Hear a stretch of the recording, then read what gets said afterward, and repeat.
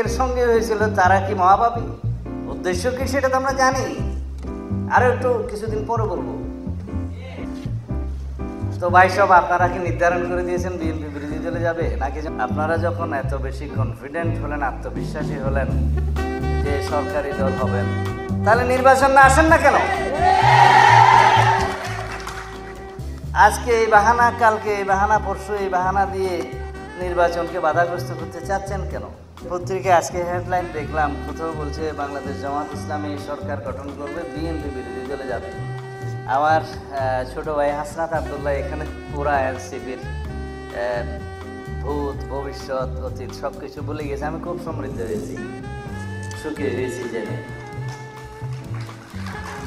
যাই হোক, আমি কোনো উত্তর দিতে চাচ্ছি না, কিছু পরামর্শ দিতে চাচ্ছি যে আমাদের যে গণতান্ত্রিক চর্চা সেটা এগিয়ে নিতে হবে।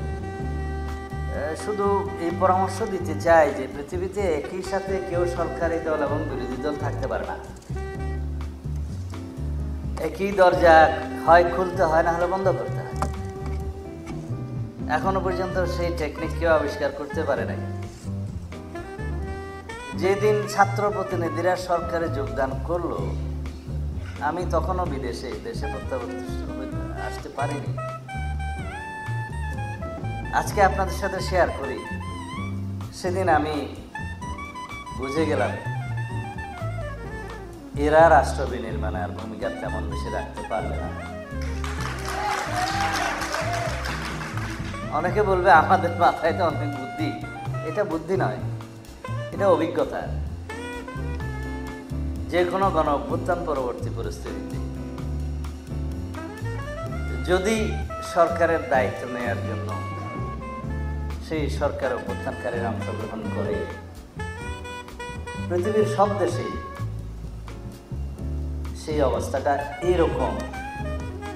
অ্যান্টি ইনকামবেন্সি পৃথিবীর সব দেশে থাকে, আছে, বাংলাদেশে একটু বেশিই আছে।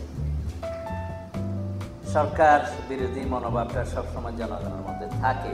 যে কোনো ব্যর্থতার জন্য প্রথমেই সরকারের দিকে আঙুল তুলে, এই জন্য সরকার দায়ী। দায়ী কি দায়ী না সেটা পরে বিবেচ্য, কিন্তু সবাই বলবে সরকার দায়ী, যেহেতু দায়িত্বে সরকার।